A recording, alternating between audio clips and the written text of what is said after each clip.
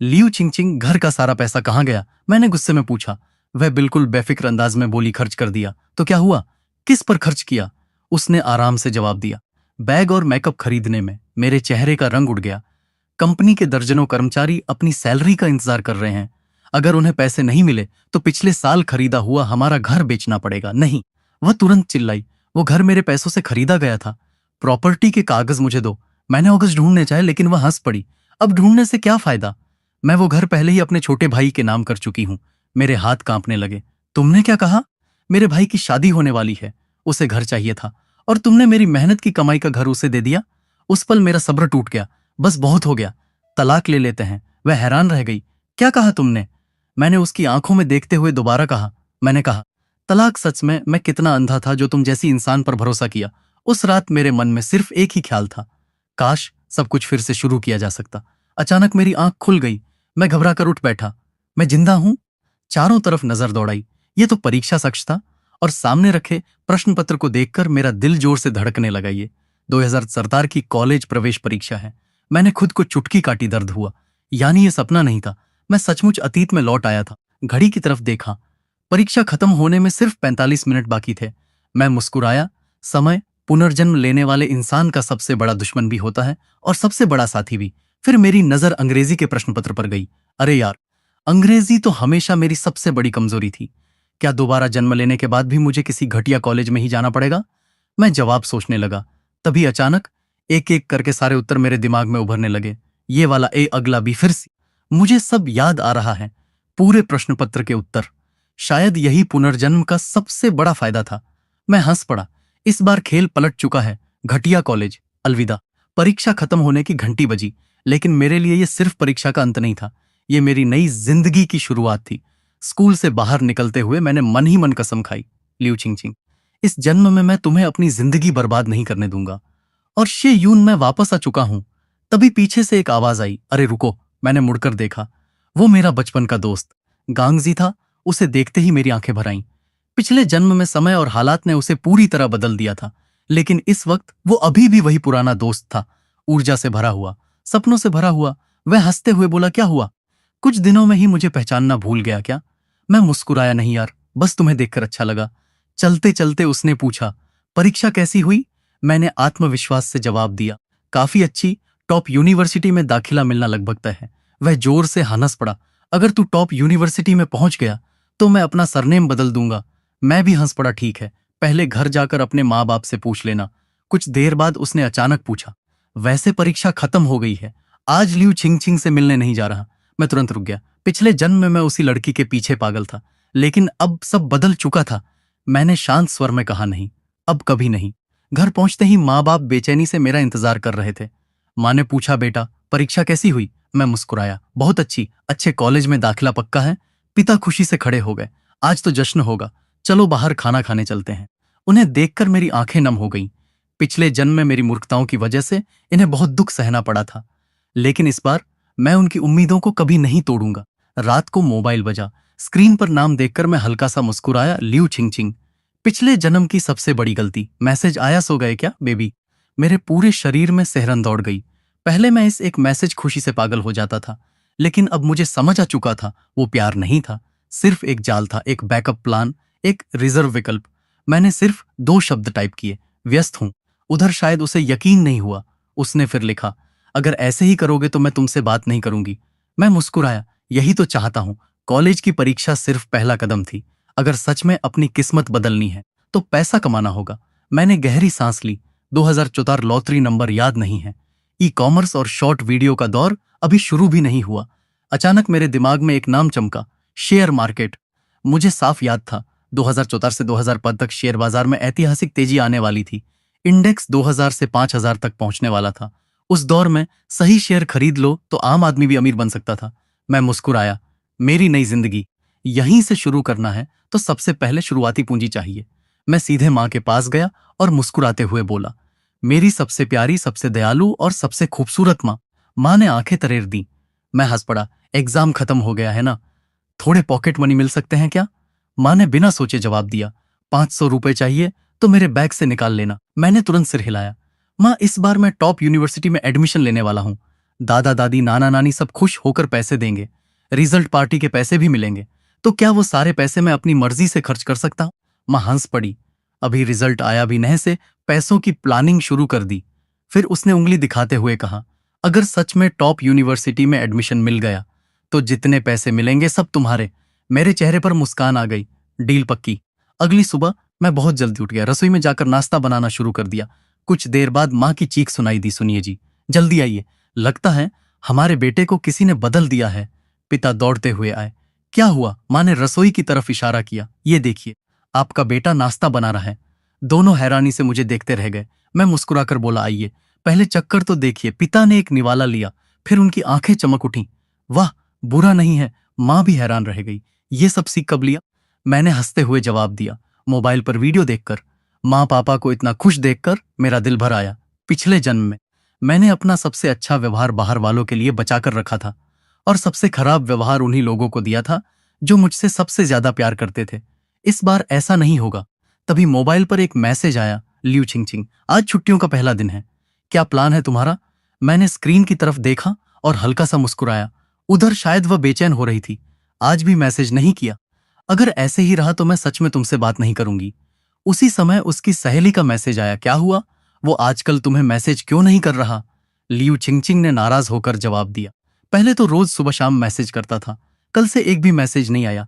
सहेली हंस पड़ी, ये बस तुम्हारा ध्यान खींचने का तरीका है, थोड़ा इंतजार करो।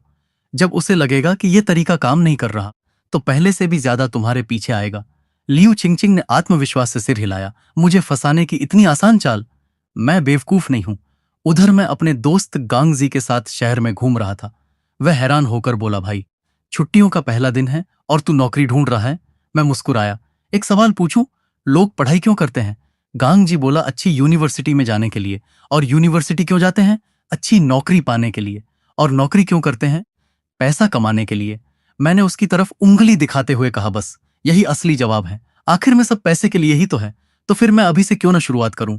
हम एक चाय की दुकान पर रुके, 2 ड्रिंक ऑर्डर किए। पैसे देते हुए गांगजी बोला, आज तू मुझे सिर्फ 8 युआन की ड्रिंक पिला रहा है? मैं हंस पड़ा, धैर्य रख, जब अमीर बन जाऊंगा तब 30 युआन वाली पिलाऊंगा। कुछ देर बाद गांगजी थक गया, बस भाई अब और नहीं चला जाता, तू खुद नौकरी ढूंढ। मेरे घर वाले तो वैसे भी टॉप यूनिवर्सिटी में एडमिशन होने पर 10,000 युआन देने वाले हैं। मैं मुस्कुराया, अभी से खुश मत हो, क्या पता तू सिर्फ सेकंड ईयर यूनिवर्सिटी में ही पहुंच जाए, और क्या पता तेरी होने वाली गर्लफ्रेंड भी तुझे धोखा दे दे। गांगजी की आंखें फटी रह गई, अबे तू मुझे बद्दुआ दे रहा है क्या? मैं हंसते हुए आगे बढ़ गया। थोड़ी देर बाद मुझे एक कैफे में हायरिंग का बोर्ड दिखाई दिया। मैं अंदर चला गया। नमस्ते, क्या यहाँ पर टाइम जॉब मिल सकती है? स्टाफ बोला, हमारी बॉस अंदर हैं, जरा इंतजार कीजिए। कुछ ही देर में एक खूबसूरत महिला बाहर आई। वह मुस्कुराकर बोली, जॉब ढूंढ रहे हो जी? अभी कॉलेज एंट्रेंस एग्जाम खत्म हुआ है, समर जॉब चाहिए। उसने मुझे ऊपर से नीचे तक देखा, कोई खास स्किल? मैं हंस पड़ा, मेरी सबसे बड़ी स्किल यह है कि मैं बहुत लंबे समय तक मेहनत कर सकता हूं। महिला खिलखिलाकर हंस पड़ी, दिलचस्प हो, बैठो। उसने नौकरी की शर्तें समझाई, शाम 5 बजे से रात 10 बजे तक, महीने की तनख्वाह 800 युआन। काम आसान है, कर लोगे? मैंने बिना सोचे जवाब दिया, बिल्कुल। कब से शुरू कर सकता हूं? आज से भी कर सकते हो। मैंने सिर हिलाया, कल से शुरू करूंगा, पहले घर वालों को बता दूं। महिला मुस्कुराई, तुम्हारा नाम? शेयून, और आपका? वेंटिंग। वह मुझे जाते हुए देखती रही, मन ही मन मुस्कुराकर बोली, कैफे में स्टाफ की कमी तो नहीं है, लेकिन इतना दिलचस्प लड़का मिल जाए तो बुरा भी नहीं। बाहर निकलते ही गांगजी दौड़ता हुआ आया, क्या हुआ? जॉब मिल गई। मैं मुस्कुराया, हाँ। गांगजी हैरान रह गया, इतनी जल्दी? फिर अचानक बोला, वैसे वो कैफे वाली बॉस बहुत खूबसूरत थी, मुझे भी अंदर ले चलना? मैं हंस पड़ा, खुद जा, अगर हिम्मत है तो। गांगजी तुरंत मेरे पीछे भागने लगा।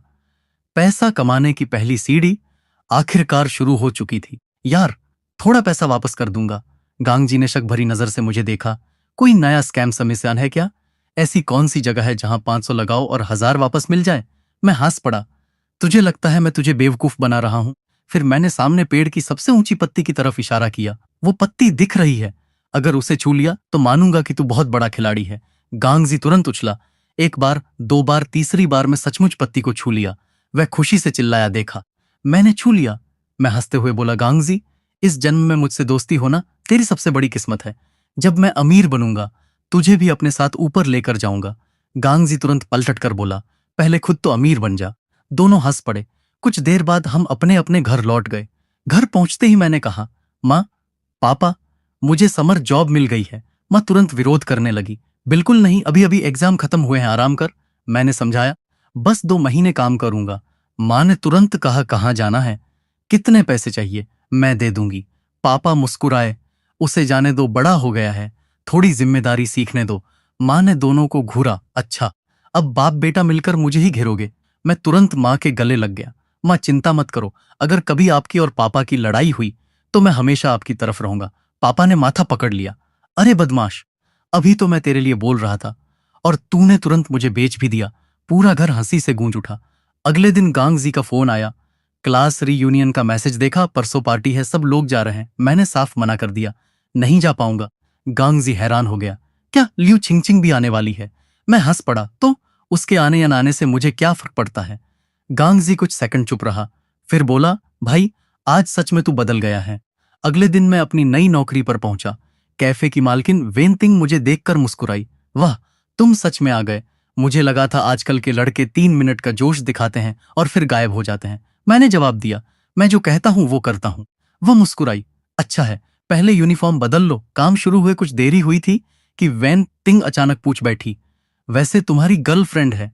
मैं हंस पड़ा, नहीं, पिछले जन्म में मेरी दुनिया सिर्फ लियू छिंगछिंग तक सीमित थी, दूसरी लड़कियां दिखती ही नहीं थीं। वैन तिंग ने मजाक उड़ाया, इतने हैंडसम होकर भी सिंगल हो, मुझे मत बेवकूफ बनाओ। मैंने सिर हिलाया, सच कह रहा हूं, और वैसे भी मुझे लगता है प्यार व्यार में कोई खास मतलब नहीं है। वेन तिंग हंस पड़ी, अच्छा, तो फिर किस चीज में मतलब है? मैंने बिना सोचे जवाब दिया। पैसे में वह ठाका मारकर हंसने लगी, इतनी कम उम्र में इतना पैसा पैसा। उसी समय एक कर्मचारी दौड़ता हुआ आया, मैडम, सिंगर फिर लेट हो गया। वेन तिंग ने बेबस होकर कहा, छोड़ो, अच्छे गायक मिलना आसान नहीं है। मैंने उत्सुकता से पूछा, उसे एक दिन के कितने पैसे मिलते हैं? 150 युआन। मैं चौंक गया। वेन तिंग मुस्कुराई, जलन हो रही है? मैंने मंच पर बैठे गायक को देखा, फिर आत्मविश्वास से बोला, ईमानदारी से कहूं तो ये इतना भी अच्छा नहीं गाता। वेनतिंग की भौहें उठ गईं। अच्छा, अगर ऐसा है तो बाद में तुम गाकर दिखाओ, अगर उससे बेहतर गाया तो मैं तुम्हें अतिरिक्त 100 युआन दूंगी। मेरे चेहरे पर मुस्कान आ गई। पिछले जन्म में लियू छिंगछिंग को खुश करने के लिए मैंने कई साल गिटार और गाना सीखा था। ठीक है, डील पक्की। थोड़ी देर बाद वेनतिंग ने घोषणा की, हमारे नए कर्मचारी शेयून भी एक गाना सुनाएंगे। सभी की नजरें मेरी तरफ मुड़ गईं। मैंने गिटार हाथ में लिया, मन ही मन सोचा, ऐसा गाना चुनना होगा जो इस दौर के लोगों को भी पसंद आए और असर भी छोड़ जाए। मैंने गहरी सांस ली, ठीक है। गिटार की धुन बजने लगी, पूरा कैफे शांत हो गया। कुछ मिनट बाद जब गाना खत्म हुआ, पूरा हॉल तालियों से गूंज उठा। एक लड़की उत्साहित होकर बोली, वाह शेयून, तुम तो कमाल गाते हो। दूसरी लड़की हंसते हुए बोली, कमाल, हमारी शाओली को तो सुनकर प्यार ही हो गया लगता है। पूरा कैफे हंसी से भर गया और वेनतिंग मुझे देखकर सोच रही थी, ये लड़का शायद जितना मैंने सोचा था उससे कहीं ज्यादा दिलचस्प है। सब लोग मुझे ऐसे क्यों देख रहे दिया? कैफे की मालकिन हंसते हुए बोली, अरे शेन भाई को छोड़ो, इधर आओ, फोन निकालो, पहले दोस्त बनते हैं। मैंने कहा, वो जो 100 युआन इनाम वाली बात थी, उसकी जरूरत नहीं है। वह मुस्कुराई, क्या बात कर रहे हो, अब तो हम दोस्त हैं। दोस्तों के बीच इतनी औपचारिकता कैसी? और हां, मैं अपनी बात से कभी पीछे नहीं हटती। मैंने उसका कांटेक्ट सेव कर लिया। उसने जाते जाते कहा, आगे भी संपर्क में रहना। उधर लियू छिंगछिंग लगातार फोन देख रही थी। उसके चेहरे पर बेचैनी साफ दिखाई दे रही थी।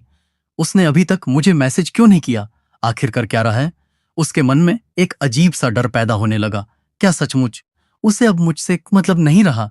अगले दिन क्लास रीयूनियन था। एक दोस्त ने पूछा, कल पार्टी में आ रही हो ना? देखते हैं। तभी उसकी सहेली बोली, वैसे कल दोपहर फ्री हो, शॉपिंग चलें। छिंगछिंग झुंझला कर बोली, बहुत परेशान कर रही हो। सहेली तुरंत समझ गई, लगता है तुझे तायुन की चिंता खाए जा रही है। छिंगछिंग ने धीमे स्वर में कहा, वह बदल गया है। मैं खुद उससे बात करने गई, फिर भी वह बिल्कुल ठंडा रहा। सहेली मुस्कुराई, तुम भी ना, इतनी जल्दी सब्र खो दिया? मैं पहले ही कह चुपचाल है, दूर रहकर ध्यान खींचने की कोशिश। तो अब क्या करूं? बहुत आसान है, कल पार्टी में लिन हाओयू के साथ जाना। जब तायुन तुम्हें उसके साथ देखेगा तो जलकर राख हो जाएगा। छिंगछिंग ने धीरे से सिर हिला दिया। अगले दिन गांगजी मुझे देखते ही बोला, वाह भाई, आज तो बड़े स्मार्ट लग रहे हो।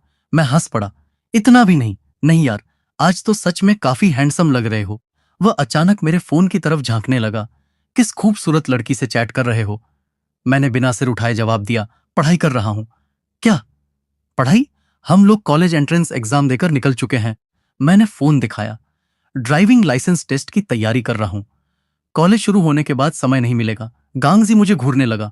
भाई, कहीं लियू चिकचिक ने तुम्हें छोड़ तो नहीं दिया और सदमे में तुम पढ़ाकू बन गए हो? मैंने बेबस होकर कहा। उसका इससे कोई संबंध नहीं है। गांगजी जोर से हंस पड़ा। मैं नहीं मानता। थोड़ी देर बाद दोनों पार्टी के लिए निकल पड़े। रेस्टोरेंट में पहुंचते ही सब लोग शोर मचाने लगे। आओ, आज तो खुलकर जश्न मनाते हैं। आखिरकार स्कूल खत्म हुआ। सब लोग चीयर्स। पूरा हॉल हंसी और शोर से भर गया। किसी ने पूछा, अरे लियू छिंगछिंग, लियू मोंगजियाओ और लिन हायू कहाँ हैं? अभी तक नहीं आए। एक लड़के ने जवाब दिया, मैसेज आया है, रास्ते में ट्रैफिक में फंस गए हैं।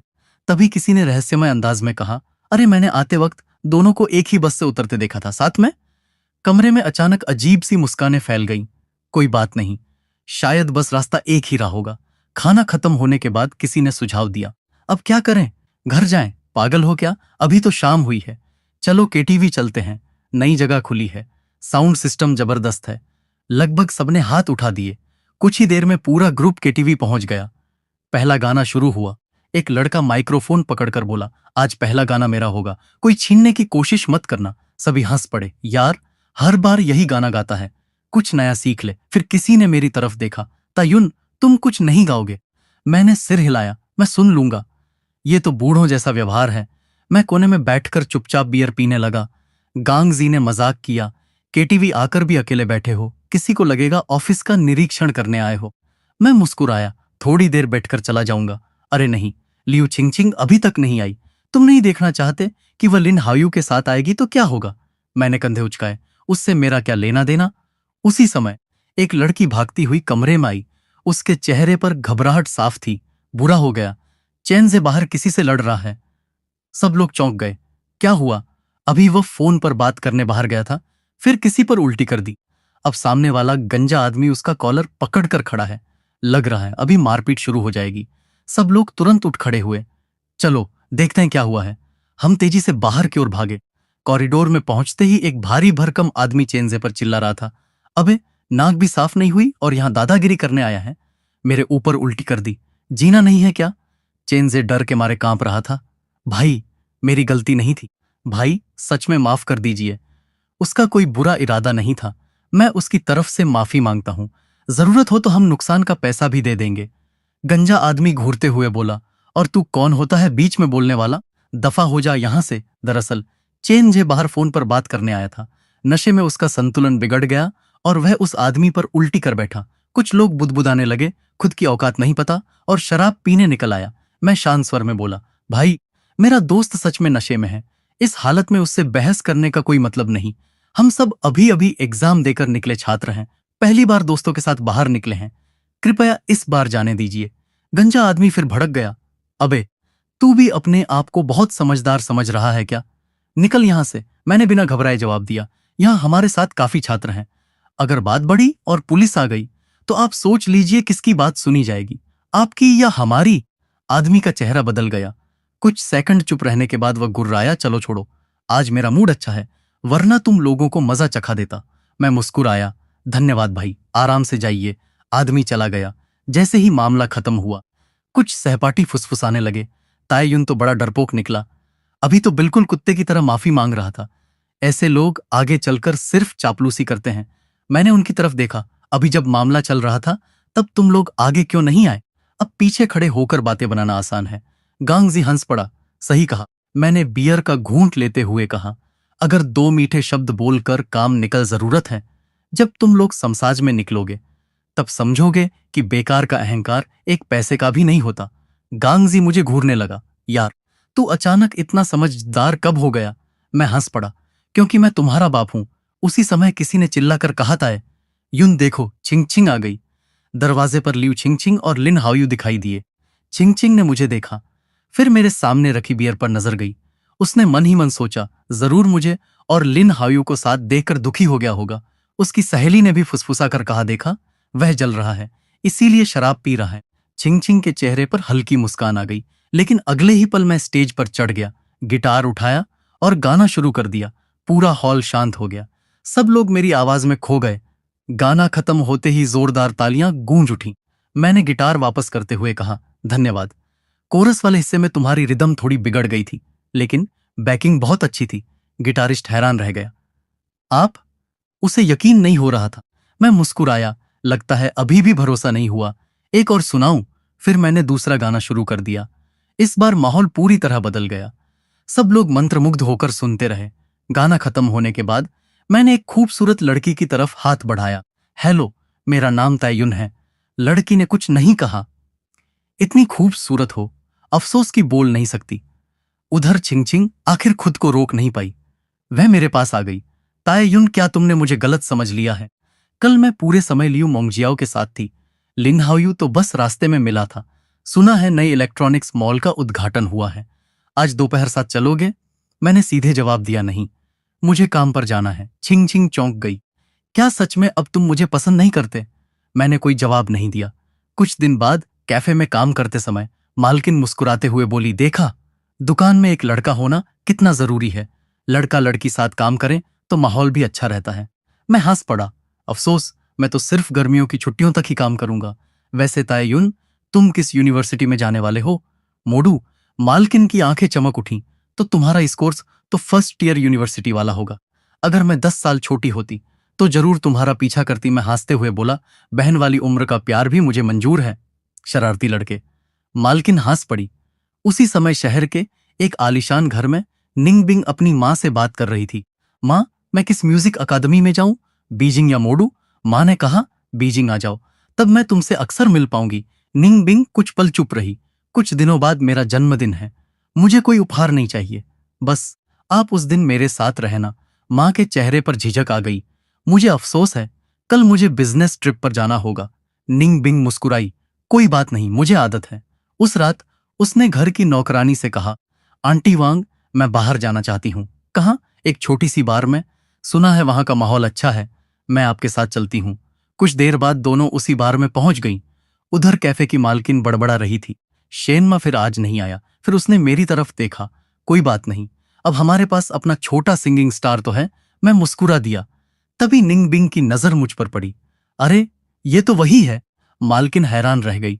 तुम दोनों एक दूसरे को जानते हो? वो लड़की बोली, कह सकते हैं कि हम एक दूसरे को जानते हैं, लेकिन पूरी तरह नहीं। बस कल ही मुलाकात हुई थी। कैफे की मालकिन मुस्कुराई। वाह, फिर तो किस्मत भी कमाल की है। इतनी जल्दी दोबारा मुलाकात हो गई। फिर उसने मेरी तरफ देखा। आज गिटार नहीं लाए? मैंने सिर हिलाया। कोई बात नहीं, फिर भी स्टेज पर जाओ। और हाँ, आज भी रेड एनवेलप बोनस मिलेगा ना? मालकिन हंस पड़ी। चिंता मत करो, तुम्हारा हिस्सा कोई नहीं खाएगा।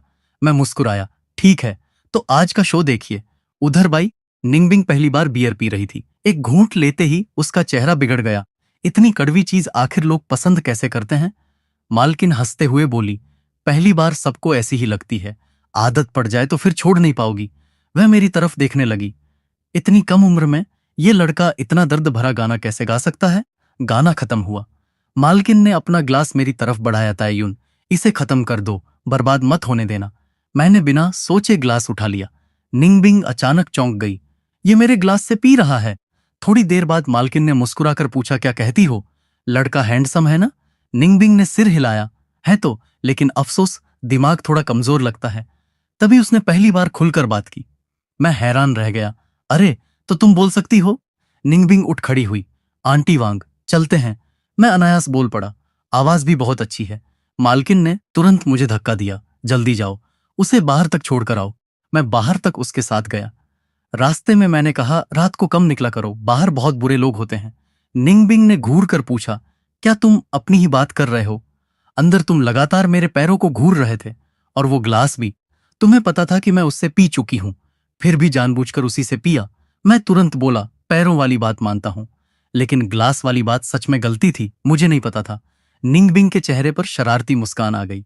बेवकूफ, थोड़ा सा उकसाया और सब सच उगल दिया। मैं वहीं खड़ा रह गया। वापस लौटने पर मालकिन ने पूछा, तो वीचैट मिला कि नहीं? मैंने लंबी सांस ली। रहने दीजिए, अब तो वह मुझे पूरा का पूरा विकृत आदमी समझती होगी।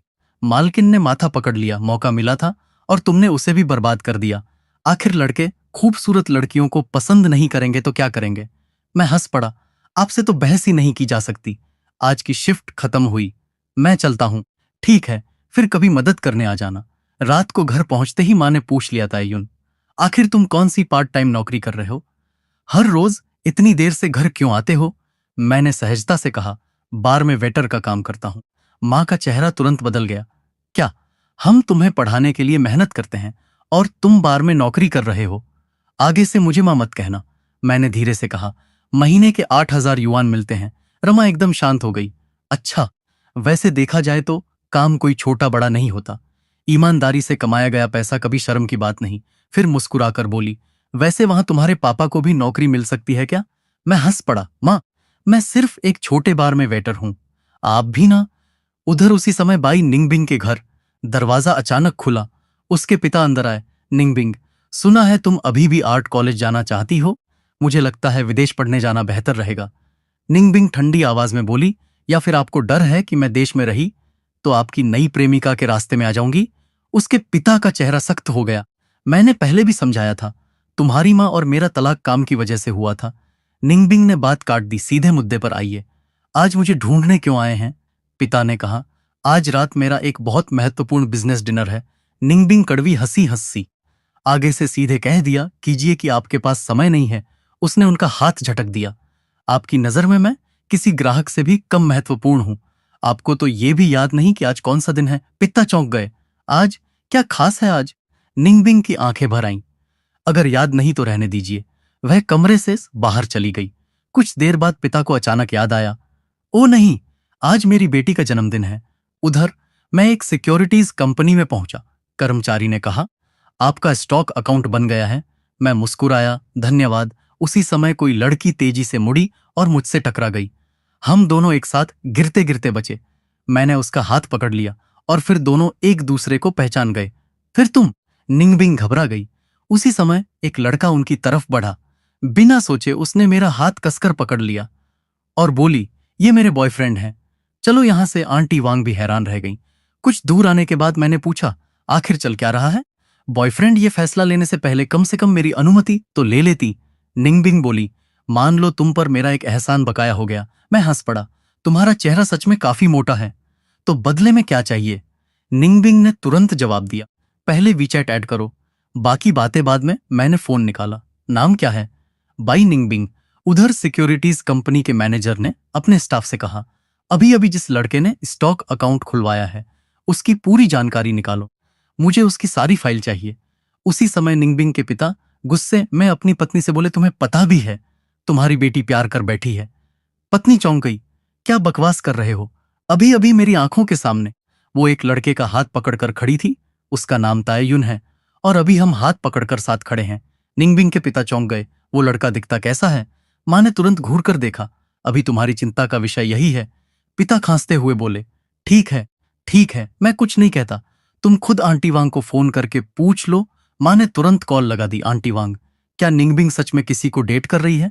आंटी वांग हंस पड़ी। वो लड़का अभी मेरे पास ही खड़ा है। क्या आप उससे बात करना चाहेंगी? मैं घबरा गया। नमस्ते आंटी। अचानक मुझे ऐसा लगा जैसे दो जानलेवा निगाहें मेरी तरफ उठ गई हों। कहीं तुम्हारे माता पिता मिलकर मुझे खत्म तो नहीं कर देंगे?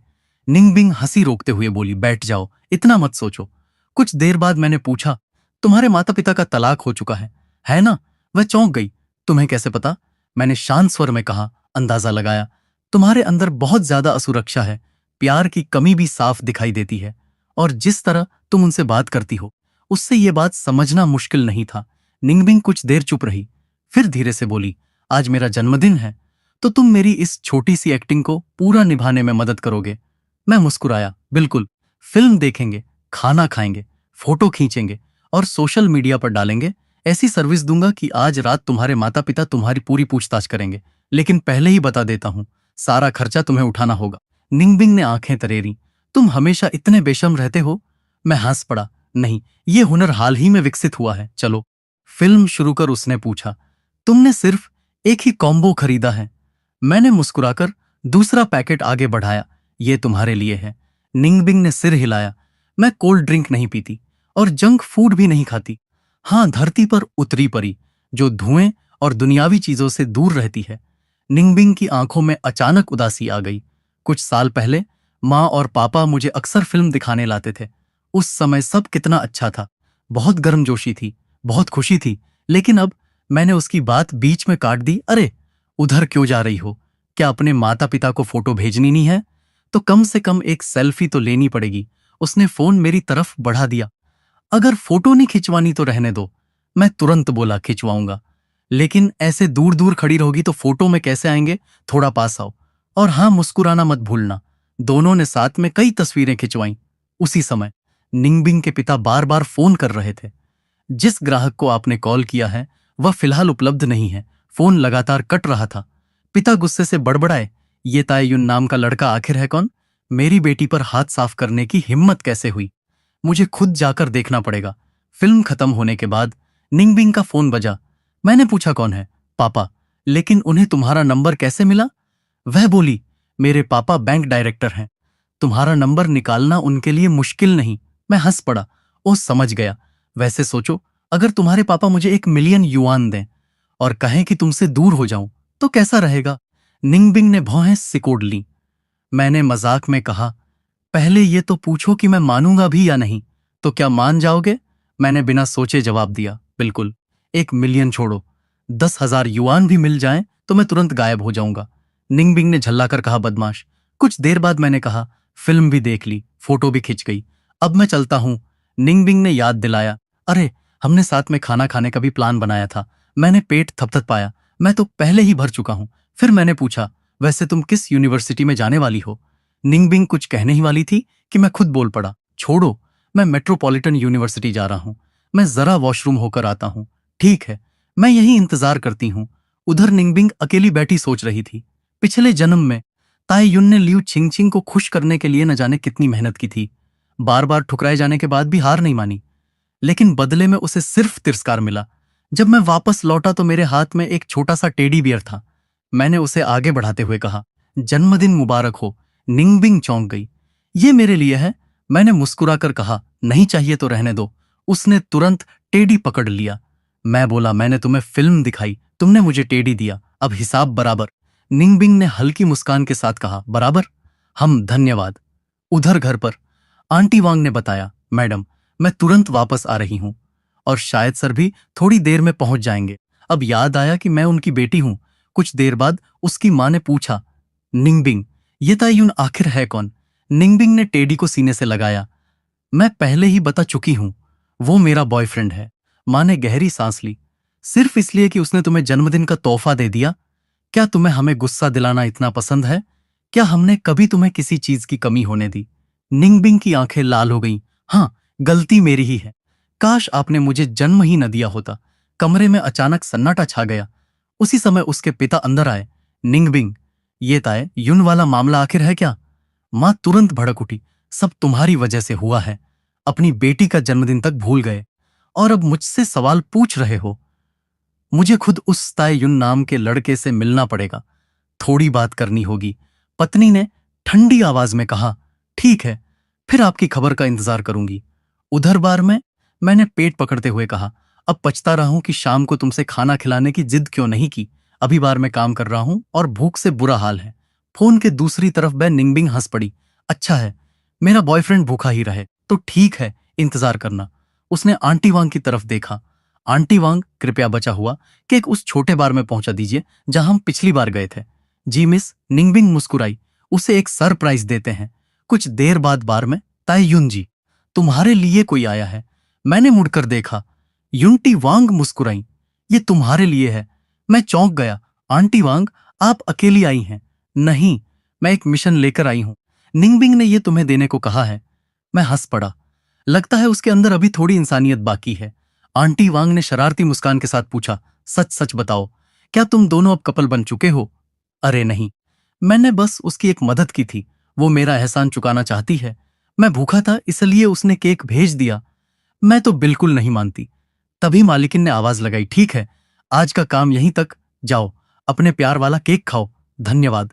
मैंने केक खाते हुए निंगबिंग को मैसेज भेजा, केक बहुत अच्छा है, थैंक यू। कुछ देर बाद जवाब आया, ज्यादा खुश मत हो, वैसे भी वो बचा हुआ था, फेंकना था इसलिए तुम्हें दे दिया। मैं हंस पड़ा। बे निंगबिंग, क्या तुम्हारा कोई दोस्त नहीं है? तुम्हें इससे क्या मतलब? लगता है मैंने तुम्हारी दुखती रग पकड़ ली। असल में इस केक के बदले मैं बड़ी मुश्किल से तुम्हारा दोस्त बनने को तैयार हुआ था। धन्यवाद। लेकिन मुझे जरूरत नहीं, मैंने विषय बदल दिया। क्या कर रही हो?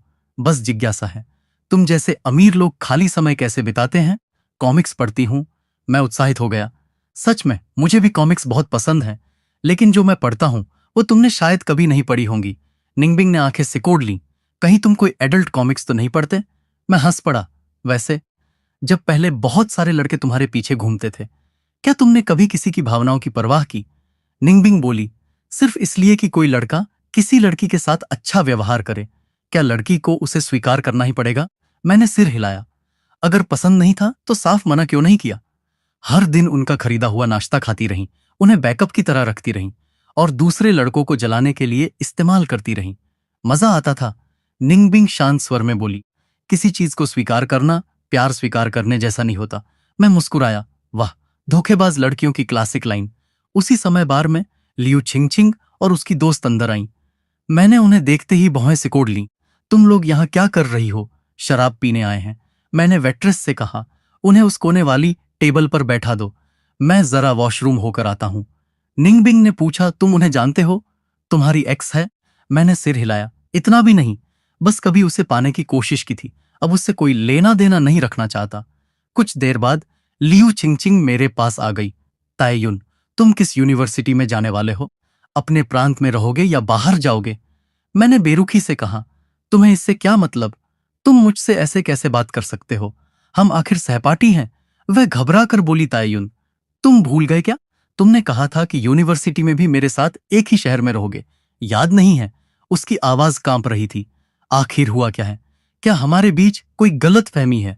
मैंने शांत स्वर में कहा, कोई गलत फहमी नहीं, मेरी गर्लफ्रेंड है। झूठ बोल रहे हो। अभी अभी एग्जाम खत्म हुए हैं, तुम्हें गर्लफ्रेंड बनाने का समय कब मिला? विश्वास नहीं है तो मत करो, लेकिन आगे से मुझसे दूर रहना। मैं नहीं चाहता कि मेरी गर्लफ्रेंड गलत समझे। लियू छिंगछिंग गुस्से से कांप उठी, जैसे मुझे तुम्हारी जाने लगी। मैंने पीछे से आवाज लगाई, रुको, तुम लोगों ने बिल अभी तक नहीं चुकाया है। दोनों लड़कियां वहीं रुक गईं। लियू छिंगछिंग ने दांत भींचे। ताएयुन, तुम्हें एक दिन पछताना पड़ेगा। मैं मुस्कुराया, निश्चिंत रहो, मैं जिंदगी भर कभी नहीं पछताऊंगा। बार से बाहर निकलते ही लियू छिंगछिंग की आंखों में आंसू आ गए। उसकी दोस्त ने उसे सांत्वना दी, रो मत, वैसे भी तुम उसके साथ डेट करने वाली नहीं थी। रलियू छिंगछिंग ने धीरे से कहा, बस अचानक ऐसा लग रहा है जैसे मेरे पास से कोई बहुत जरूरी चीज चली गई हो और अब मुझे बिल्कुल सुरक्षित महसूस नहीं हो रहा। तुम्हें क्या लगता है, क्या उसकी सच में कोई गर्लफ्रेंड है? दोस्त ने सिर हिलाया, मुझे तो नहीं लगता।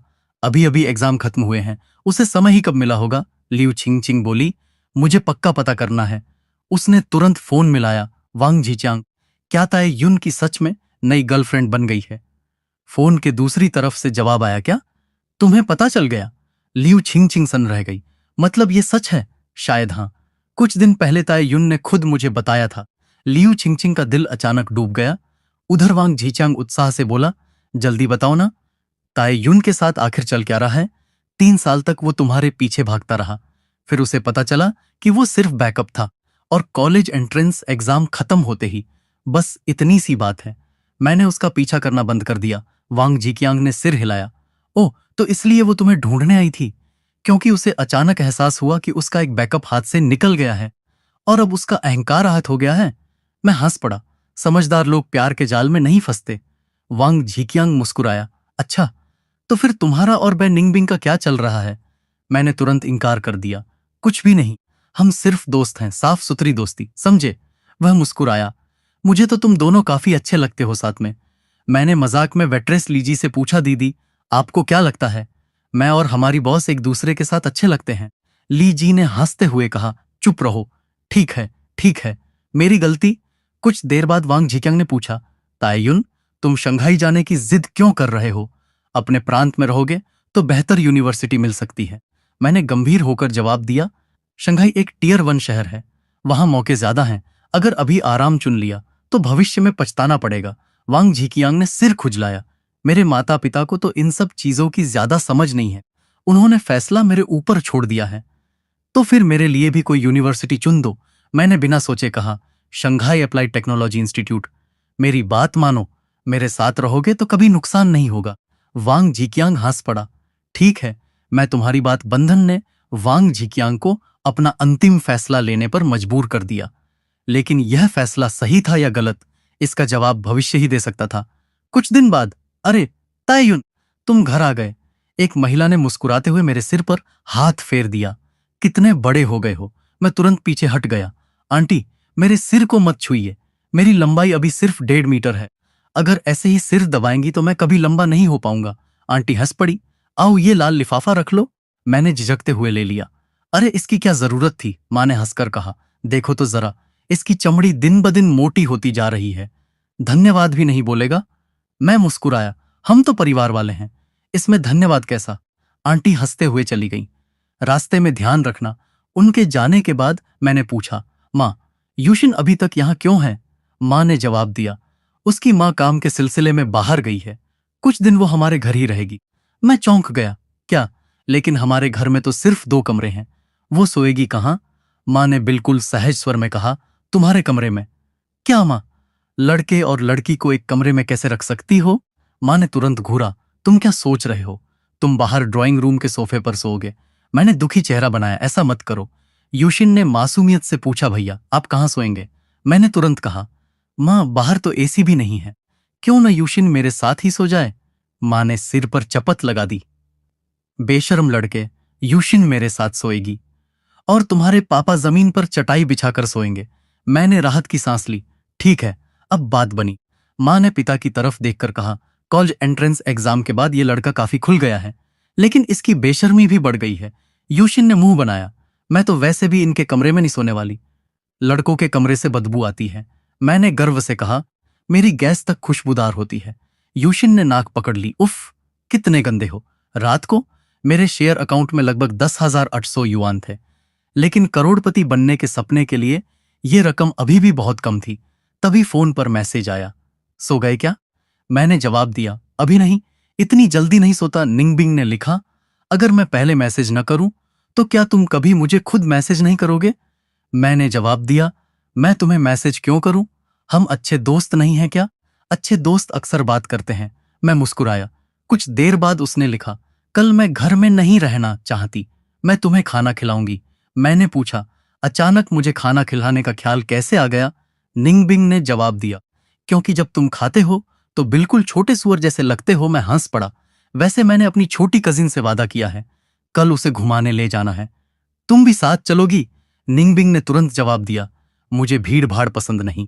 मैंने समझाया, वो सिर्फ एक छोटी बच्ची है, प्राइमरी स्कूल में पढ़ती है। कुछ सेकंड बाद, शुभ रात्रि। मैं मुस्कुराया। शुभ रात्रि। निंगबिंग ने फिर मैसेज भेजा, दोस्ती में लेन देन बराबर होना चाहिए। मैंने तुम्हें शुभ रात्रि कहा है, तुम्हें भी कहना पड़ेगा। मैं हंस पड़ा। शुभ रात्रि।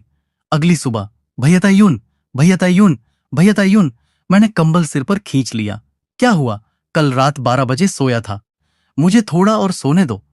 सुबह के 8 बज चुके हैं। हम घूमने कब जाएंगे? मैंने कराहते हुए कहा, दोपहर में चलेंगे। पहले मुझे सोने दो। यूशिन तुरंत फिर बोलने लगी, तो दोपहर में क्या खाएंगे? डिमसम? भैया, जिस दीदी की बात आपने की थी वो कहाँ है? क्या वो बहुत सुंदर हैं?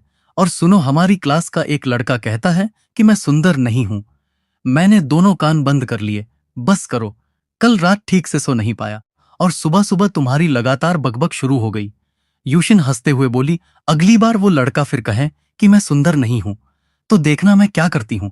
मैंने तकिया उठाकर कहा, कृपया 5 मिनट के लिए चुप हो जाओ। बस करो, एक शब्द और बोली ना तो तुम्हें घर पर अकेला छोड़कर चला जाऊंगा। यूशिन ने तुरंत मुंह फुला लिया।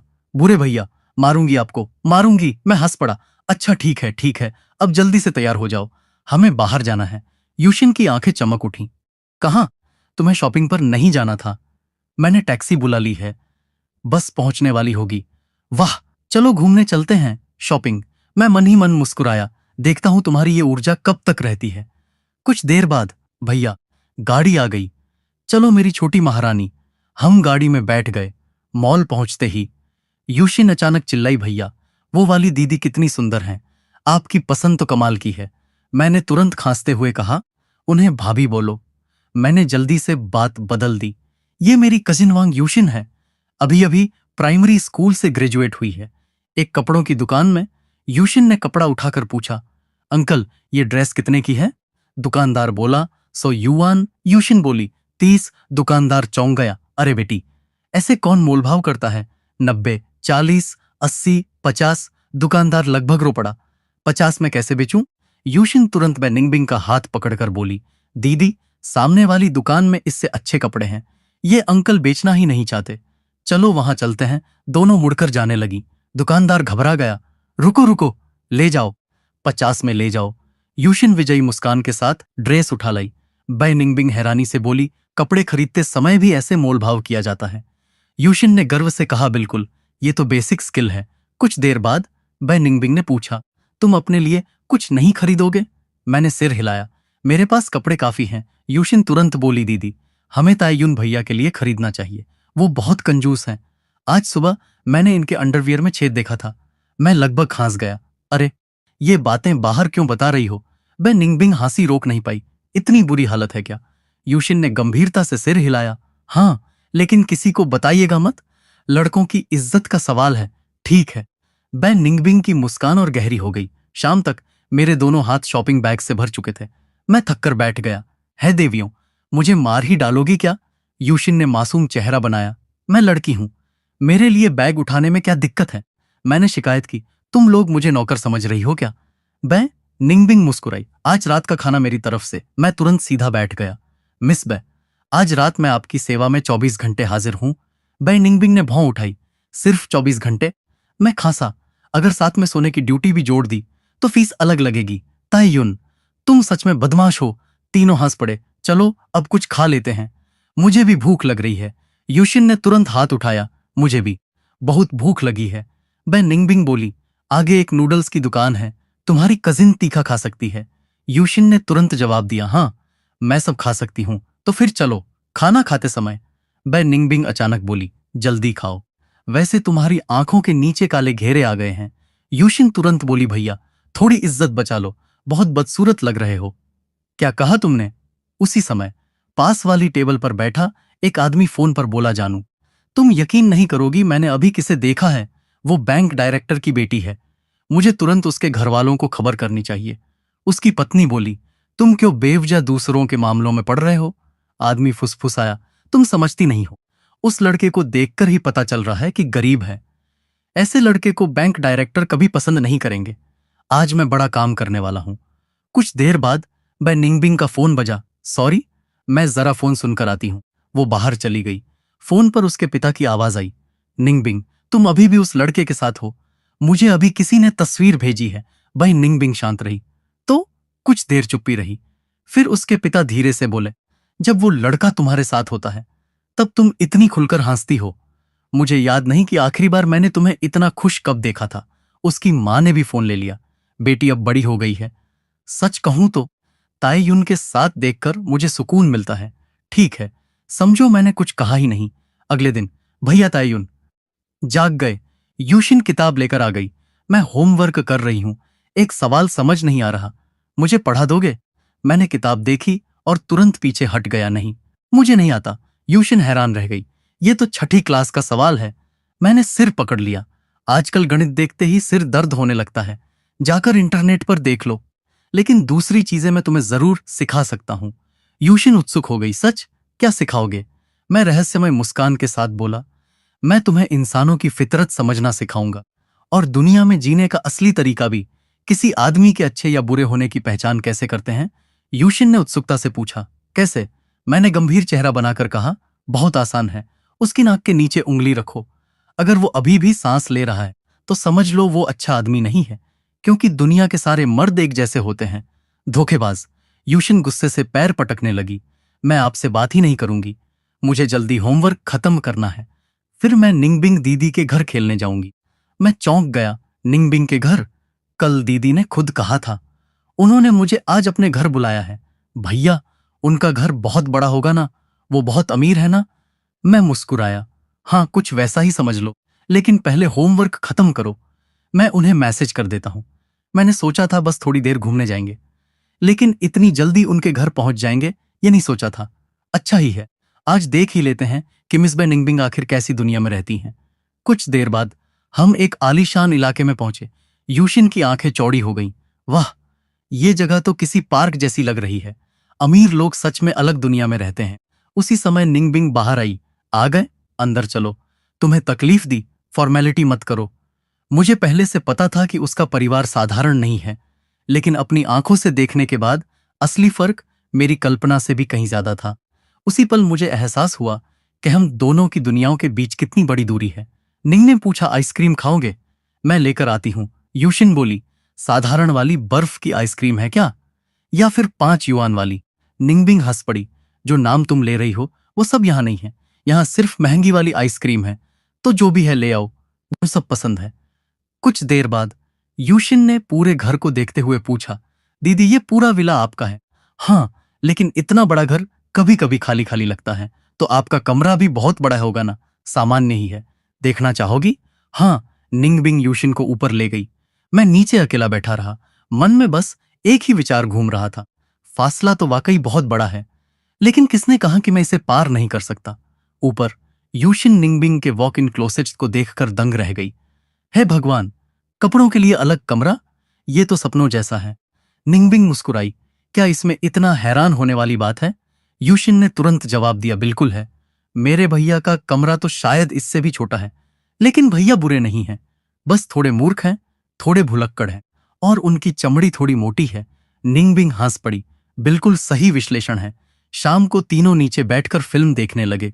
यूशिन ने अचानक पूछा, भैया आज आप पूरे दिन चुप क्यों रहे? क्या आपको लग रहा है कि आपके और निंगबिंग दीदी के बीच बहुत बड़ा फर्क है? मैंने सिर हिलाया, नहीं, बस मुझे एहसास हुआ कि मेरा लक्ष्य थोड़ा छोटा था, अब उसे और बड़ा करना होगा। कैसा लक्ष्य? तुम बच्चों को इतनी चिंता करने की जरूरत नहीं, जाकर फिल्म देखो। हूं, कंजूस कहीं के, मैं मन ही मन सोचने लगा। पहले मुझे लगता था कि एक घर और एक कार मिल जाए तो जिंदगी सफल है, लेकिन अब शायद मुझे अपने सपनों का स्तर फिर से तय करना होगा। रात को बार में, तायुन ये तुम्हारी सैलरी। धन्यवाद। वैसे बॉस कहाँ हैं? आज उनका कुछ काम है, शायद रात को नहीं आएंगी। मैंने झिझकते हुए पूछा, सिस्टरली एक बात पूछूं, हमारी बॉस की शादी हुई है क्या?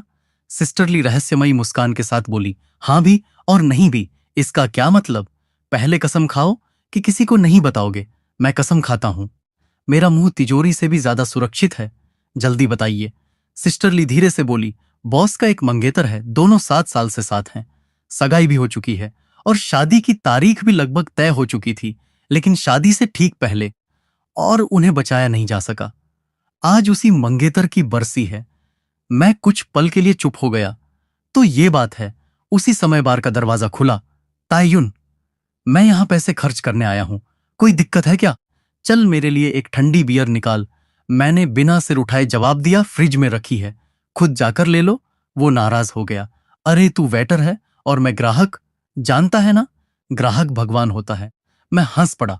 पहले कुत्ते की तरह भौंक कर दिखा, फिर बियर दूंगा। भौं भौं, धन्यवाद मालिक। वांग झिकियांग ने इधर उधर देखा। वैसे वो खूबसूरत बॉस कहाँ है जिसकी मीठी आवाज और लंबी टांगों की तुम हमेशा तारीफ करते रहते हो? आज नहीं आई। लगता है तुम्हारी किस्मत खराब है। यार कितना बोरिंग है। इतनी रात को बाहर हूं, मां भी घर पर नहीं है। पापा आज रात भर जागकर फुटबॉल देखने वाले हैं। मैंने पूछा, वर्ल्ड कप? हाँ, जर्मनी बनाम ब्राजील। ब्राजील अपने घर में खेल रहा है, जीत तो वही जाएगा। देखने लायक क्या है? Germany Brazil 2074 world cup. अचानक मेरे दिमाग में बिजली सी कौंधी, रुको, मैं ये कैसे भूल गया? इतना बड़ा मौका। मैं तुरंत खड़ा हो गया। चाबी दो, मुझे बाहर जाना है। क्या हुआ? जल्दी, साइकिल बाहर खड़ी है, उसी से चला जाऊंगा। सिस्टर ली, मैं थोड़ी देर में वापस आता हूं। कुछ मिनट बाद मैं एक बेटिंग शॉप में पहुंचा। अंकल, जर्मनी और ब्राजील वाले मैच पर अभी भी दांव लगाया जा सकता है? हाँ, 20 मिनट बाकी हैं। किस स्कोर पर लगाना है? मैंने गहरी सांस ली। Germany 7, Brazil 1। दुकानदार मुझे घूरने लगा। बेटा, तुम पहली बार दांव लगा रहे हो क्या? यहां सीधे 7-1 वाला स्कोर नहीं खेल सकते। जर्मनी की बड़ी जीत और 5 से ज्यादा गोल वाला विकल्प चुनो। हाँ, वही वाला। ऑड्स कितने हैं? 150। चलो काफी है। मेरा सारा पैसा शेयर मार्केट में फंसा हुआ था, निकालने का समय नहीं था, लेकिन फिर भी ये मौका हाथ से जाने नहीं दे सकता था। मैंने जेब से सारे पैसे निकाल दिए। 3300 युआन, सब जर्मनी पर लगा दीजिए। दुकानदार ने हैरानी से पूछा, इतना यकीन है? दांव लगने के बाद पैसे वापस नहीं मिलेंगे। मैंने सोच लिया है, जर्मनी पर भरोसा करना कभी गलत नहीं होता। टिकट हाथ में लेते हुए मैं मुस्कुराया।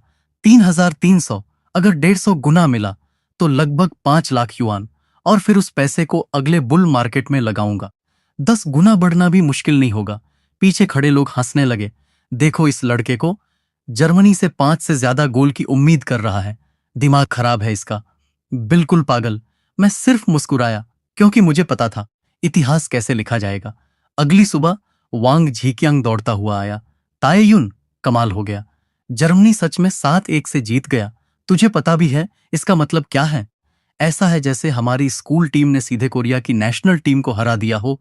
ये तो पागलपन है। फिर अचानक उसने मेरी तरफ देखा। रुक, कल रात तू अचानक भागा क्यों था? कहीं तूने सच में दांव तो नहीं लगाया था जर्मनी पर? मैं मुस्कुराया। तुम क्या सोचते हो? बताओ ना, कितना लगाया था? ज्यादा नहीं, बस थोड़ा सा। कुछ देर बाद इनाम का पैसा मेरे खाते में पहुंच गया। बधाई हो, तुम्हारी किस्मत सच में बहुत अच्छी है। धन्यवाद। घर पहुंचते ही यूशिन दौड़कर आई। भैया, आप अमीर बन गए क्या? मैंने हंसते हुए कहा, सिर्फ फ्राइड चिकन खा लेने से कोई अमीर नहीं बन जाता। यूशिन ने होंठ फुला लिए। कंजूस, अगर अमीर नहीं बने तो ये सब कैसे खरीदा? मैं थोड़ी देर में आता हूं। अपने कमरे में बैठकर मैं शेयर मार्केट के चार्ट देखने लगा। 2014 का दूसरा आधा साल, बाजार ऊपर नीचे जरूर होगा, लेकिन कुल मिलाकर बढ़ता रहेगा। असली बुल रन अगले साल शुरू होगा। मुझे बस एक ही काम करना था, शेयर पकड़े रखो और उड़ान भरने के दिन का इंतजार करो। उसी समय यूशिन ने निंगबिंग से शिकायत की। निंगबिंग दीदी, पता नहीं मेरे भैया को क्या हो गया है। सारा दिन मोबाइल देखते रहते हैं और अकेले अकेले बेवकूफों की तरह मुस्कुराते रहते हैं। मुझे लगता है भैया को कहीं पैसे मिल गए हैं, वरना कोई इंसान मोबाइल देखकर अकेले अकेले इतना क्यों हंसेगा? बिल्कुल बेवकूफ लग रहे हैं। कुछ देर बाद निंगबिंग का मैसेज आया। यूशिन भी वहीं है? मैंने जवाब दिया, हाँ, होमवर्क कर रही है। कुछ सेकंड बाद फिर मैसेज आया, उसकी एक फोटो भेजो। मैं हंस पड़ा। क्या बात है, अचानक चेकिंग चल रही है क्या? मैंने कैमरा घुमाकर फोटो भेज दी। उधर यूशिन अभी भी बकबक कर रही थी। निंगबिंग दीदी, मेरे भैया बहुत बेवकूफ हैं। देखो ना। निंगबिंग स्क्रीन के सामने मुस्कुरा दी। सच में काफी मिलते जुलते लग रहे हैं। यूशिन ने उत्साह से पूछा, दीदी, अगस्त के आखिर में मेरे भैया माडू यूनिवर्सिटी जाने वाले हैं। आप कहाँ पढ़ने जाएंगी? मैं भी माडू जाऊंगी। यूशिन खुशी से उछल पड़ी। सच? तो फिर जब भी मैं माडू आऊंगी, आप दोनों के साथ घूमूंगी। निंगबिंग हल्का सा मुस्कुराई। सच कहूं तो मुझे यूनिवर्सिटी जाने से थोड़ा डर लग रहा है। वहां बहुत सारे नए लोगों से मिलना होगा। यूशिन ने तुरंत कहा, डरिए मत। अगर कोई परेशानी हो तो मेरे भैया को बुला लेना, वो बहुत भरोसेमंद हैं। और मैं आपको एक राज बताती हूं, उन्होंने आपका चैट सबसे ऊपर पिन करके रखा है। निंगबिंग के गाल हल्के लाल हो गए। उसने ऐसा क्यों किया? किसने उसे इजाजत दी? उधर मैं कुछ समझ ही नहीं पाया। यूशिन ने फोन मेरी तरफ घुमाया। भैया, निंगबिंग दीदी को बहुत सुरक्षा की जरूरत है। यूनिवर्सिटी में आप उनका अच्छे से ध्यान रखना। मैंने उसकी नाक दबा दी। तुझे क्या पता सुरक्षा का मतलब क्या होता है? अभी तो तेरी नाक भी पूरी नहीं सूखी हूं। आप हमेशा मेरा मजाक उड़ाते रहते हो। मैं हंस पड़ा। अच्छा ठीक है, अब अपनी माँ के साथ घर जाओ। यूशिन के जाने के बाद माँ ने मुझे गौर से देखा। वो निंगबिंग कौन है? तुम्हारी दोस्त? हाँ, बस एक दोस्त। माँ मुस्कुराई। दोस्त या गर्लफ्रेंड? मैं लगभग खांस पड़ा। माँ, आपको कैसे पता? तुम्हारी कौन सी बात मुझसे छिपी रहती है? हाई स्कूल में जिस लड़की को पसंद करते थे, वो लियू छिंगछिंग नहीं थी क्या? रोज उसके लिए नाश्ता खरीदते थे। मुझे सब याद है। मैंने सिर हिलाया। वो सब पुरानी बातें हैं। अब मेरा उससे कोई संबंध नहीं है। माँ ने गहरी सांस ली। उसने तुम्हें ठुकरा दिया था ना? नहीं, बस अब मैं उसका असली चेहरा समझ गया हूं। वो मेरे लायक कभी थी ही नहीं। माँ मुस्कुराई। अच्छा है, इस बार मेरे लिए एक अच्छी बहू ढूंढना और उस दोस्त को कभी घर भी लेकर आना। माँ, हम अभी सिर्फ दोस्त हैं। हाँ हाँ, सिर्फ दोस्त। माँ की मुस्कान और चौड़ी हो गई। रात को फोन फिर बजा। हेलो। हाँ मैं हूं। निंगबिंग बोली, तुम्हारा वो गाना याद है? कौन सा? अगर एक दिन मैं बहुत अमीर बन जाऊं। वो अभी एनसी न्यू सॉन्ग चार्ट में 21वें नंबर पर है। मैं चौंक गया। सच में? मजाक तो नहीं कर रही? खुद जाकर देख लो। मैंने तुरंत चार्ट खोला और सचमुच गाना लिस्ट में था। लेकिन अगले ही पल मैं रुक गया। एक मिनट, यहां कंपोजर का नाम बै निंगबिंग क्यों लिखा है? मैंने अपने नाम से अपलोड किया था। कोई दिक्कत है? मैं हंस पड़ा। तो क्या तुम सिंगर बनना चाहती हो? बिल्कुल नहीं। अगर मैं चाहूं तुम्हें सुपरस्टार बना सकती हूँ। छोड़ो भी, मुझे एंटरटेनमेंट इंडस्ट्री में बिल्कुल दिलचस्पी नहीं है। वैसे यूशिन घर लौट गई है, मुझे पता है। कुछ पल की खामोशी के बाद निंगबिंग ने धीरे से पूछा, अगर वो वहां न हो तो क्या तुम मुझे अपने घर आने दोगे? मैं मुस्कुराया, अभी आना चाहो तो भी आ सकती हो। इतने उत्साहित क्यों हो? क्योंकि मेरी माँ अभी मुझे छेड़ रही हैं। मैं तो सोच रहा हूं बार वाली नौकरी से छुट्टी लेकर तुम्हें घर बुला लूं। मैं तुमसे बात नहीं कर रही, मुझे नहाने जाना है। मैंने हंसते हुए कहा, तो वीडियो कॉल ऑन कर दूं? बदतमीज, तुम बहुत खराब इंसान हो। मजाक कर रहा था। जाओ, आराम करो। कुछ दिन बाद बार में मेरा आखिरी दिन था। बॉस ने एक लिफाफा मेरी तरफ बढ़ाया। ये लो, तुम्हारी तनख्वाह। मैंने खोला और चौंक गया। बॉस, ये तो ज्यादा है। बाकी हिस्सा मेरी तरफ से एडमिशन गिफ्ट है। कुछ अच्छे कपड़े खरीद लेना। यूनिवर्सिटी में भी स्कूल के बच्चे जैसे मत घूमना। मैं भावुक हो गया। धन्यवाद। इन 2 महीनों में आपने और सिस्टर ली ने मेरा बहुत ध्यान रखा। भविष्य में मौका मिला तो जरूर मिलने आऊंगा। सिस्टर ली हंस पड़ी। चलो, सब लोग एक जाम हो जाए। सबने ग्लास उठाए। चीयर्स। रात काफी हो चुकी थी। मैंने दोनों को झुककर प्रणाम किया। बॉस, सिस्टर ली, फिर मिलेंगे। सिस्टर ली मुस्कुराई। माडू पहुंचकर हमें भूल मत जाना, मैंने मजाक में कहा। और मेरी सबसे प्यारी बॉस को भी नहीं। सिस्टर ली ने तुरंत टोका। देखा, मैंने पहले ही कहा था, इसका असली मकसद सिर्फ बॉस है। सब जोर से हंस पड़े। मैंने हाथ हिलाया। अलविदा, फिर मिलते हैं। मैं अभी बाहर निकला ही था कि फोन बज उठा। दूसरी तरफ निंगबिंग थी। मैंने कहा था ना, मैसेज भेज देना काफी था। दूसरी तरफ निंगबिंग थी। मैंने कहा था ना, मैसेज भेज देना काफी था। फोन करने की क्या जरूरत थी? हमारे घर का इंटरनेट बहुत खराब है, मैसेज भेज ही नहीं पा रहा था। वैसे बार वाली नौकरी खत्म हो गई है। आज दोपहर मेरे साथ मॉल चलोगी? मॉल? क्या खरीदना है? उसी समय निंगबिंग की मां ने पूछ लिया, कौन है? सुबह सुबह किसका फोन आया है? निंगबिंग ने सहजता से जवाब दिया, ताए यून। वो कह रहा है कि आज मॉल जाकर यूनिवर्सिटी शुरू होने से पहले कुछ जरूरी सामान खरीदना है। मां मुस्कुराई। अच्छी बात है। वैसे निंगबिंग, मुझे कल सुबह बिजनेस ट्रिप पर जाना है। मैंने तुम्हारे पापा से बात कर ली है। उन्होंने कहा है कि 7 तारीख को वो तुम्हें माडू छोड़ आएंगे। निंगबिंग का चेहरा तुरंत ठंडा पड़ गया। जरूरत नहीं है, मैं उनके साथ नहीं जाऊंगी। निंगबिंग, तुम्हारे पापा मुश्किल से एक बार तैयार हुए हैं। मुझे उनकी जरूरत नहीं है। उन्हें अपने काम में व्यस्त रहने दो। लेकिन तुम अकेले कैसे जाओगी? मैं चली जाऊंगी। हाई स्पीड ट्रेन से 5 घंटे लगते हैं। फिर स्टेशन से यूनिवर्सिटी ढूंढनी होगी। इतना सामान लेकर तुम अकेले कैसे संभालोगी? मैं कर लूंगी। उधर मां ने तुरंत उसके पिता को फोन किया। हेलो, तुम्हारी बेटी तुम्हारे साथ माडू जाने से साफ मना कर रही है। क्या? मैं उसे मनाने की कोशिश कर रहा हूं, लेकिन वो कुछ सुन ही नहीं रही। ठीक है, मैं आज शाम घर आता हूं, फिर उससे बात करता हूं। ठीक है, मैं खाना तैयार रखूंगी। इधर मैं निंगबिंग के घर पहुंच चुका था। फोन पर बोला, मैं तुम्हारे विला के बाहर खड़ा हूं। क्या तुम सीधे यहां आ गए? हर बार आंटी वांग को परेशान करना अच्छा नहीं लगता। इस बार खुद टैक्सी से आया हूं, लेकिन सिक्योरिटी वालों ने अंदर नहीं जाने दिया। निंगबिंग हंस पड़ी। तुम्हें भी शर्म आती है? रुको, मैं खुद लेने आती हूं। कुछ देर बाद वो बाहर आई और आते ही एक बैग मेरी तरफ बढ़ा दिया। ये तुम्हारे लिए है। अरे, क्या है इसमें? बस रख लो। और हाँ, मेरी मां घर पर है। मैं मुस्कुराया। तो क्या हुआ? ज्यादा से ज्यादा मुझे झाड़ू लेकर भगा देंगी, कौन जानता है। घर के अंदर पहुंचते ही उसकी मां ने गर्मजोशी से स्वागत किया। ताए यून आ गया? अंदर आओ बेटा। कुछ पियोगे? जूस या ठंडा? जो भी मिल जाए। लेकिन निंगबिंग ने बीच में ही कहा, मां रहने दीजिए, हम लोग अभी निकलने वाले हैं। मां ने पूछा, क्या आंटी वांग तुम्हें छोड़ आए? मैंने तुरंत जवाब दिया, अगर आपको भरोसा हो तो मैं ड्राइव कर सकता हूं। मैंने ड्राइविंग लाइसेंस ले लिया है। इतनी जल्दी? तुम तो पूरी गर्मियों में काम कर रहे थे ना। रात को काम करता था, दिन में ड्राइविंग सीख लेता था। निंगबिंग की मां प्रभावित हो गई। अच्छा बच्चा है, काफी मेहनती भी। निंगबिंग ने चाबी उठाई। मां, हम चलते हैं। ठीक है, लेकिन शाम 6 बजे से पहले वापस आ जाना। आज पूरा परिवार साथ में खाना खाएगा। तुम्हारे पापा भी आने वाले हैं। कोई समस्या नहीं, मैं इन्हें समय पर वापस छोड़ दूंगा। घर से निकलते ही निंगबिंग मेरी तरफ देखकर बोली, तुमने नोटिस किया? मां का रवैया तुम्हारे लिए पहले से काफी बेहतर हो गया है। मैं मुस्कुराया। सच? मुझे तो कुछ खास फर्क नहीं लगा। पहले वो तुम्हें पूरे नाम से बुलाती थी, अभी उन्होंने तुम्हें छोटे ताए कहा। इससे कुछ साबित नहीं होता। अब चुपचाप बैठो, आज तुम्हें मेरी ड्राइविंग स्किल दिखाता हूं। मैंने सीट बेल्ट बांधी। उम्मीद है जिंदा घर पहुंच जाऊंगा। कुछ घंटों बाद हम वापस लौटे, लेकिन गेट पर पहुंचते ही मैं रुक गया। वो यहाँ क्या कर रहा है? निंगबिंग के पिता सामने खड़े थे।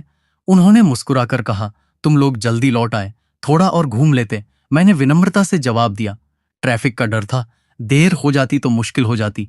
निंगबिंग की माँ भी बाहर आ गईं। ताएयून, अब जब आ ही गए हो तो खाना खाकर जाना। मैंने मना करना चाहा, लेकिन उन्होंने सुनने ही नहीं दिया। कुछ ही देर में मैं डाइनिंग टेबल पर बैठा था। आंटी, धन्यवाद, मैं खा रहा हूं। निंगबिंग मुझे घूरने लगी। तुम्हारी भूख इतनी बड़ी कब से हो गई? मैंने जवाब दिया, अरे ये सब मेरे लिए नहीं परोसा गया क्या? किसने कहा? तभी उसके पिता बोले, निंगबिंग, मैं और तुम्हारी माँ बात कर चुके हैं। परसों मैं तुम्हें यूनिवर्सिटी छोड़ने जाऊंगा, और अगर हॉस्टल पसंद ना आए तो स्कूल के पास तुम्हारे लिए अपार्टमेंट भी खरीद दूंगा। जरूरत नहीं है, मैं अकेले चली जाऊंगी। तुम अकेले कैसे जाओगी? मैंने कहा ना, मुझे किसी की जरूरत नहीं। माहौल फिर से भारी हो गया। तभी मैंने बीच में कहा, वैसे अगर बाई निंगबिंग चाहे तो वो मेरे साथ माडू चल सकती है। सबकी नजरें मेरी तरफ घूम गईं। मैंने आगे कहा, असल में मैं 28 तारीख को जाने वाला था, लेकिन एक दिन पहले भी निकल सकता हूं। मेरा एक बहुत अच्छा दोस्त भी माडू में पढ़ता है, वो भी हमारे साथ रहेगा। निंगबिंग के पिता ध्यान से देखा, तुम्हारे माता पिता तुम्हें छोड़ने नहीं जाएंगे।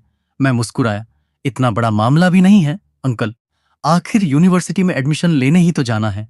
सिर्फ एडमिशन लेने ही तो जाना है। आंटी, आप चिंता मत कीजिए, मैं पहले भाई निंगबिंग को उनके कॉलेज छोड़ूंगा, उनका एडमिशन और रहने की सारी व्यवस्था ठीक से करवा दूंगा, उसके बाद ही अपने कॉलेज जाऊंगा।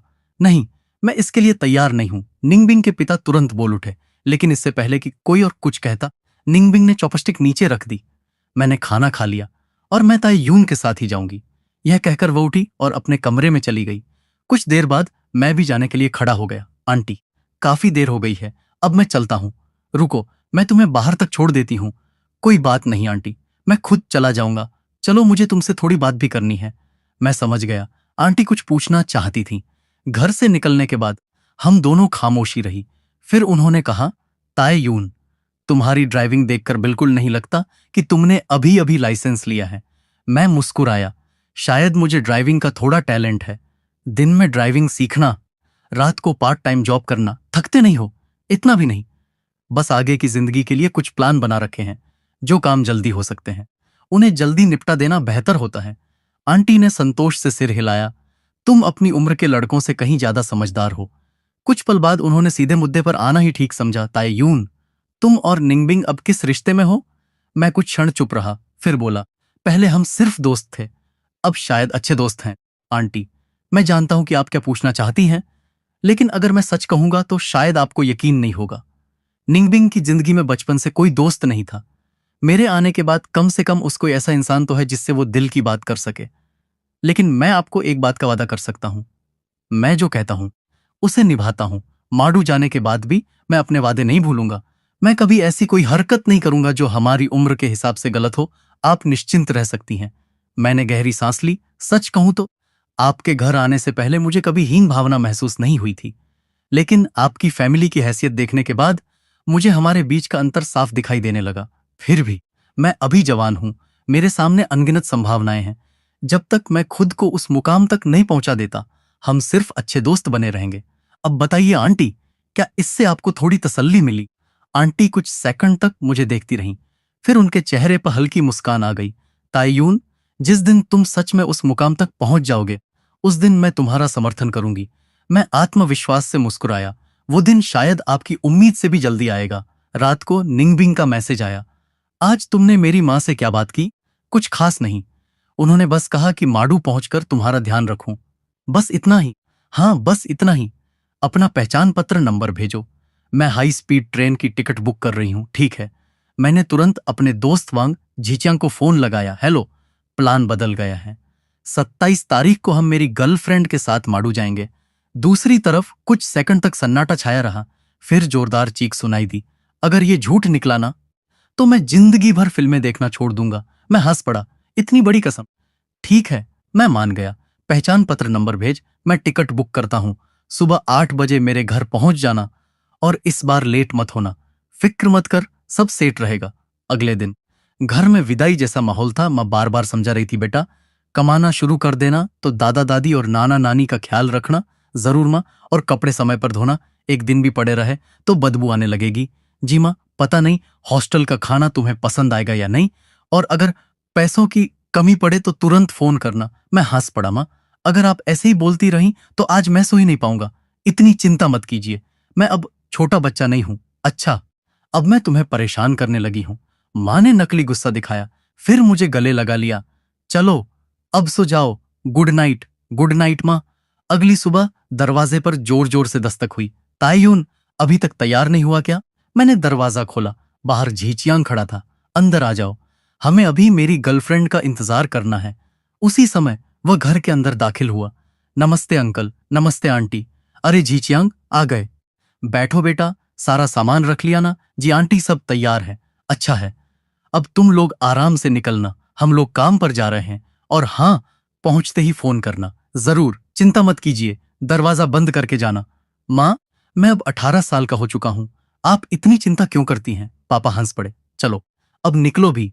माँ ने फिर आखिरी बार याद दिलाया, सामान कहीं भूल मत जाना।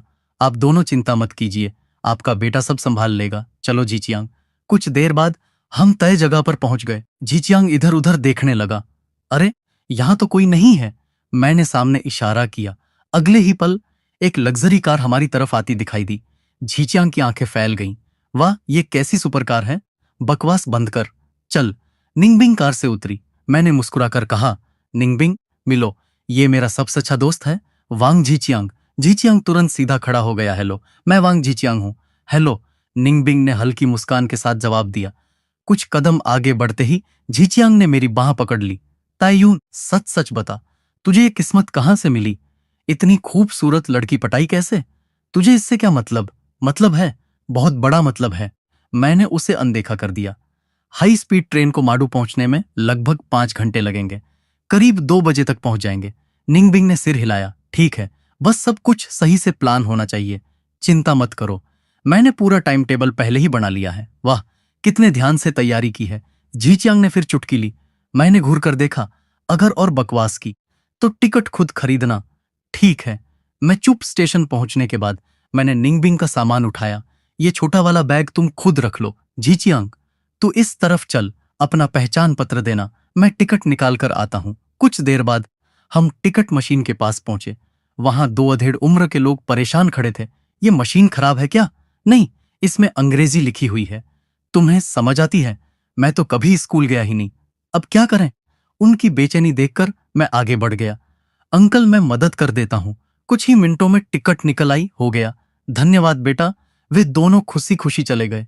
झीचियांग ने गर्व से कहा, देखा, मेरा भाई मुश्किल वक्त में कितना काम आता है। बस ठीक ठाक हूं। कुछ देर बाद हम ट्रेन में बैठ चुके थे। मैंने कहा, झीचियांग, तू गलियारे वाली सीट पर बैठ, मैं बीच में बैठूंगा और निंगबिंग खिड़की के पास। क्यों? मैं गलियारे वाली सीट पर क्यों बैठूं? तो क्या मैं बैठूं या निंगबिंग बैठे? झीचियांग ने लंबी सांस ली। ठीक है, मैं ही कबाब में हड्डी बन जाता हूं। उसी समय ट्रेन चल पड़ी। घोषणा सुनाई दी, जियांगजो से माडू जाने वाली हाई स्पीड ट्रेन अब रवाना हो चुकी है। आपकी यात्रा मंगलमय हो। मैंने निंगबिंग की तरफ देखा। तुम घर पर मैसेज नहीं करोगी? मन नहीं है। ठीक है, तो मैं तुम्हारी तरफ से कर देता हूं। नहीं। मैंने मोबाइल निकाल लिया। चलो एक फोटो लेते हैं। मैं फोटो नहीं खिंचवाऊंगी। अगर तुमने सहयोग नहीं किया तो मैं अभी पूरे डिब्बे में चिल्ला करके दूंगा कि बाई निंगबिंग मेरी गर्लफ्रेंड है। हिम्मत करके दिखाओ। 3 क्लिक। आंटी, हम ट्रेन में बैठ चुके हैं, आप चिंता मत कीजिए। थोड़ी देर बाद निंगबिंग की मां का जवाब आ गया। ठीक है बेटा, पहुंचकर फिर मैसेज करना, और तायुन, निंगबिंग का ध्यान रखना। जरूर। इधर जीचियांग मेरी स्क्रीन में झांकने लगा। क्या देख रहा है? Share market. तू नहीं समझेगा, छोड़ना। पहले ये बता कि तुम दोनों मिले कैसे थे? मैं मुस्कुराया। कहानी थोड़ी लंबी है। याद है क्लास रियूनियन वाली रात? हाँ, उस दिन तू जल्दी निकल गया था और मैं तेरी चिंता करता रहा। उसी रात मैं सीधे घर नहीं गया था, थोड़ा टहलने निकल गया था। रात थी, हल्की हवा चल रही थी। तभी अचानक मुझे गिटार की बहुत सुंदर धुन सुनाई दी। जीचियांग ने तुरंत टोका, प्लीज इतना बैकग्राउंड मत बना, सीधे मुद्दे पर आ। मैं हंस पड़ा। फिर मैं उस धुन का पीछा करते हुए झील के किनारे पहुंचा। वहां निंगबिंग अकेली बैठी गिटार बजा रही थी। मैं उसके पास जाकर बैठ गया और चुपचाप सुनता रहा। उस वक्त मैं थोड़ा नशे में था, इसलिए उसका चेहरा भी ठीक से नहीं देखा। कुछ देर बाद होश आया। फिर बातचीत शुरू हुई। बाकी सब किस्मत थी। और फिर मेरी शानदार पर्सनैलिटी देखकर उसने खुद मेरा वीचैट मांग लिया। वाह! निंगबिंग ने तुरंत ताना मारा। इतना मोटा झूठ बोलते हुए शर्म नहीं आती? झीचियांग जोर से हंस पड़ा। तुझ पर यकीन कर लूं तो मैं दुनिया का सबसे बड़ा बेवकूफ हूं। मैं मुस्कुराया। विश्वास नहीं तो मत कर। वैसे निंगबिंग की कुछ बहुत खूबसूरत सहेलियां भी हैं, चाहो तो मैं उनका कांटेक्ट दिलवा दूं। झीचियांग की आंखें चमक उठी। भाई, आज से तू मेरा सगा बाप है। बस मेरी नैया पार लगा दे। पहले अपना व्यवहार सुधार, फिर देखेंगे। खिड़की के बाहर शरद ऋतु की हवा बह रही थी। माडू के सुनहरे पत्ते धीरे धीरे रंग बदलने लगे थे और इसी के साथ एक नई जिंदगी की कहानी भी शुरू हो चुकी थी।